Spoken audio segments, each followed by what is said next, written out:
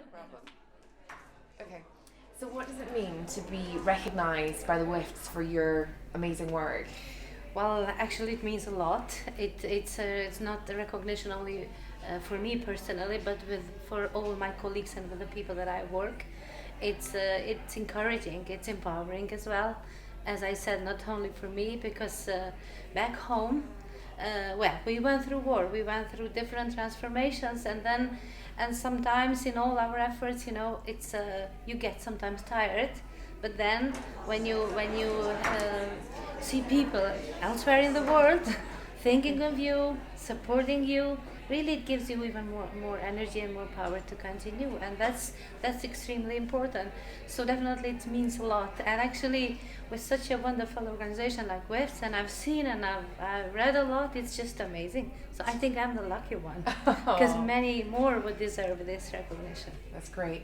Tell me a little bit about your career and kind of the journey you've been on, and whether being a woman has been helpful, unhelpful at times, or kind of just a little bit about that. Actually, well, uh, I've been active since I was, I don't know, I remember, I can't remember, since I was very small.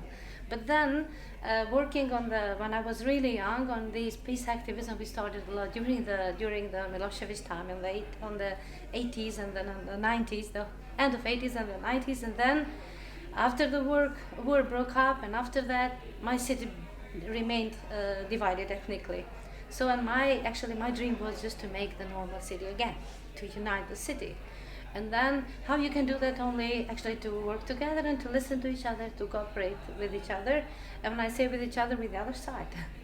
And I think being as a woman, actually it helped me a lot, because in general I think we are more accessible into the community, tackling the very taboo topics, and being more, let's say, more sensitive. And actually I used it very well. So, of course, it's not easy, because sometimes you are not taken seriously, especially by decision makers and even by troublemakers, I could say. But it's most of cases actually uh, emphasizing that you're a woman, and that you can actually sometimes even kind of even knocking on the table. So sometimes we had to do that, especially working on the mediation.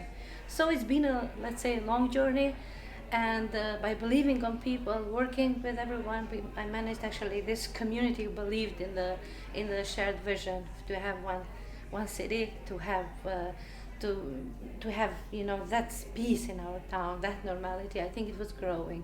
So that was hope, and especially working with younger generation. Actually, that's amazing, because that's where I see the hope. Yeah. So tell me a bit about what you would give to the younger generation of women that are wanting to follow in your footsteps in terms of activism and making a difference. Any advice, top tips? Actually, first of all, just be yourself and believe in what you do, and be persistent, actually, and work with each other. I think this is extremely important. What I do is I just because on that age they are sometimes afraid. They are, they don't have, let's say, with their self-esteem. And sometimes also I share my own experience, that I was like them on that time, and I know when how I felt just when I first started to listen the other side.